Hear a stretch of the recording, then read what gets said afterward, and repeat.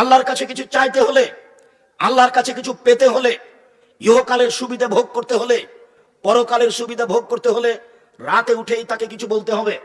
জাবের রাদিয়াল্লাহু তাআলা আনহু বলেন, রাসূল সাল্লাল্লাহু আলাইহি সাল্লাম বলেছেন, ইন্না ফিল লাইলি লাসা, নিশ্চয় রাতে একটা সময় রয়েছে, লা ইউআফিকুহা রাজুলুন মুসলিম, যে কোনো মুসলিম পুরুষ, যে কোনো মুসলিম নারী সেই সময়টাতে উঠে ফা ইয়াসআলুল্লাহ খায়রান মিন আমরিদ দুনিয়া ওয়াল আখিরাহ, ইহকাল বা পরকালের কল্যাণ চাই, ইহকালের পরকালের কল্যাণ চাই, ইল্লা আতাহু ইয়াহু, তাহলে আল্লাহ তাকে দিবেনি, দিবে। ওই সময়ও চাইলে যা চাচ্ছে কল্যাণ ইহকালের পরকালের আল্লাহ তাকে দিবেন। এই কথা মুহাম্মদ সাল্লাল্লাহু আলাইহি সাল্লাম বলেন। সময়টা কখন হতে পারে?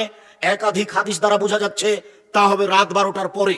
কেননা রাত 12টা পার হলেই আকাশের সব দরজা খুলে দেওয়া হয়।